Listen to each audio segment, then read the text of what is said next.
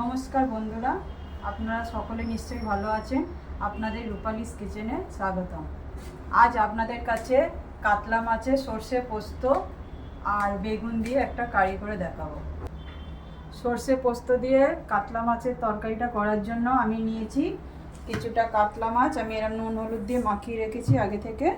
আর আমি সর্ষে পোস্ত বেটে রেখেছি, আর 5-6টা এর মধ্যে কাঁচা লঙ্কা মিক্সড করে বেটেছি, আর কটা কাঁচা লঙ্কাও গোটা রেখেছি।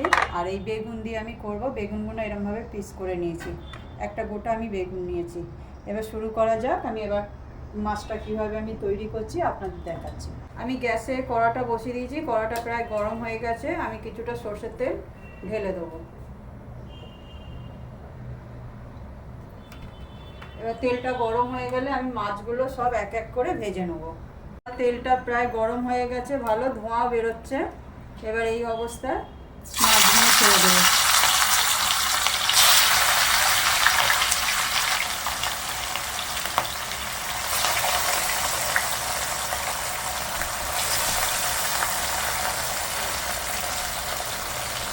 এক এক করে আমি কিছুটা মাছ ছেড়ে দিলাম, আবার কিছুটা পরে ভাজবো। এই জন্য মাছগুলো একটু লালচে লালচে করে ভেজে তুলবেন। এবার মাছগুলো আমি উল্টে নেব।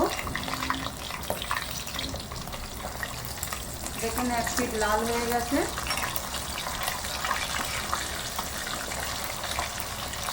এরকম করে প্রত্যেকটা মাছ উল্টে দেবো। সবকটা মাছ এক পিঠ করে ভাজা হয়ে গেছে, আর এক পিঠ ভাজা হয়ে গেলে সব তুলে নেব। দেখুন বন্ধুরা, প্রত্যেকটা মাছ পুরো ভালো ভাজা হয়ে গেছে। আমি এবার সবকটা মাছ তুলে নেব।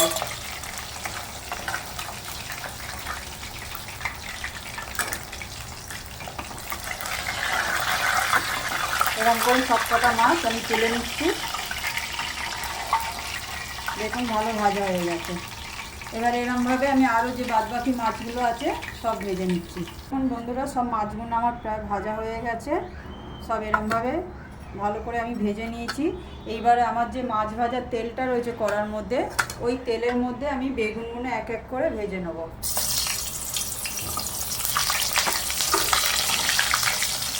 হালকা লাল লাল করে আমি ভেজে তুলে নেব।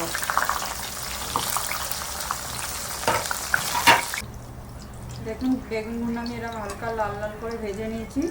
এবার এই বেগুনগুলো আমার ভাজা হয়ে গেছে, তুলে নেব।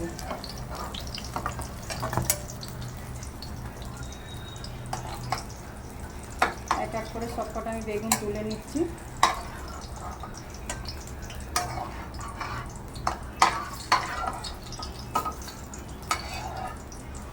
এবার এই যে কড়াই যে তেলটা আছে, অল্পই তেল আছে। যদি বেশি তেল থাকতো আমি একটু ঢেলে নিতাম, কিন্তু অল্প তেল আছে। এই তেলের মধ্যেই আমি এগুলো রান্না করব মাছগুলো। প্রথমে কটা কাঁচা লঙ্কা দিয়ে দিলাম।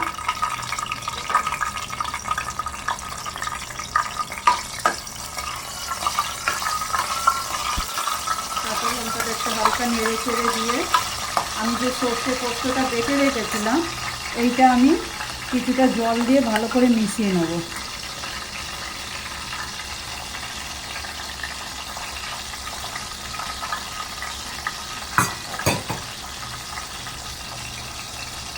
দেখুন এরকমভাবে ভালো করে মিশিয়ে নেবেন। এইটাই পুরো দেবেন, আমি এটা ছেঁকে দেবো, কারণ আবার সর্ষের যে খোসাগুলো থাকে না, এইগুলো তরকারিতে দিলে ভালো লাগে না দেখতে।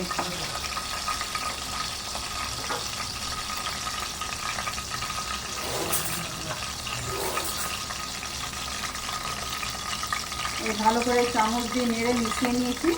এবার এইটা আমি এই ছাঁকনির সাহায্যে এরকমভাবে ছেঁকে নেব।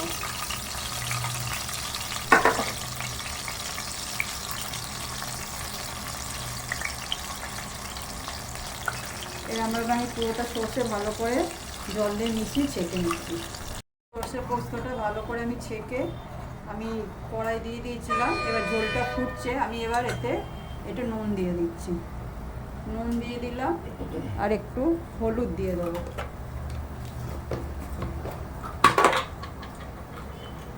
একটু সামান্য হলুদ দিলাম।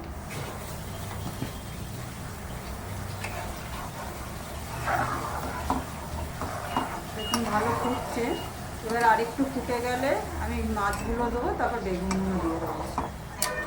দেখুন ঝোলটা ভালো ফুটে গেছে।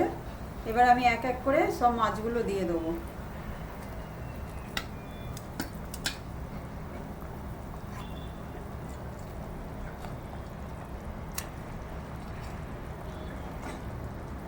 সব কটা মাছ আমি দিয়ে দিলাম।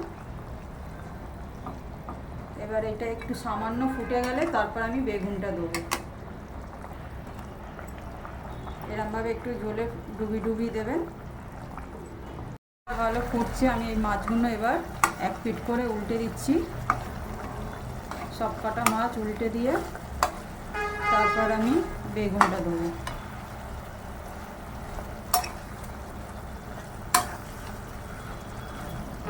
প্রায় উল্টে দিয়ে সব। এবার আমি এক এক করে সব বেগুনগুলো দিয়ে দেবো।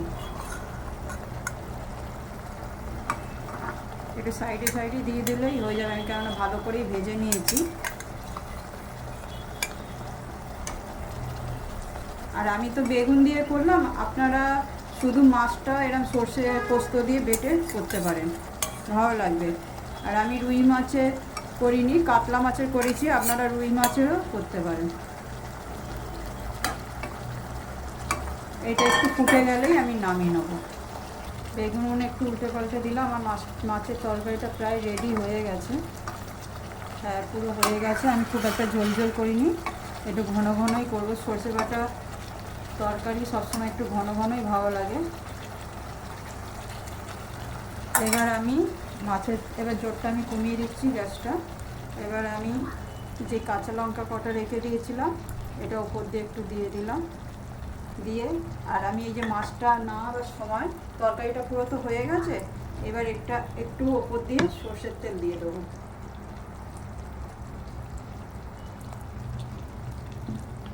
ভালো টেস্ট আছে।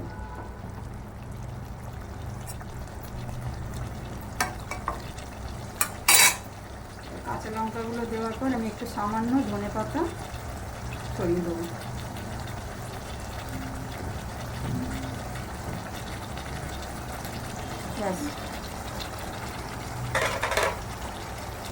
সর্ষে পোস্তর তরকারিটা পুরো কমপ্লিট হয়ে গেছে। আমি এবার গ্যাসটা বন্ধ করে দিচ্ছি। দেখুন বন্ধুরা, আমি মাছের তরকারিটা পুরো নামিয়ে নিলাম সব ঢেলে। আমি তো সর্ষে পোস্ত এবং বেগুন দিয়ে করেছি মাছটা, আপনারা বেগুন ছাড়াও করবেন, ভালো লাগবে। আমি কাতলা মাছের করেছি এবং আপনারা রুই মাছেরও করতে পারেন। এরমভাবে করে আপনারা বাড়িতে করে খাবেন, দেখবেন সুন্দর হবে। আর বন্ধুরা, আমার ভিডিওগুলো অনেকেই দেখছেন কিন্তু সাবস্ক্রাইব আর লাইক করছেন না। প্লিজ আপনারা সাবস্ক্রাইব আর লাইক করবেন, তবে আপনাদের কাছে আমি আরেকটা করে নতুন ভিডিও আপনাদের কাছে তুলে ধরবো। নমস্কার।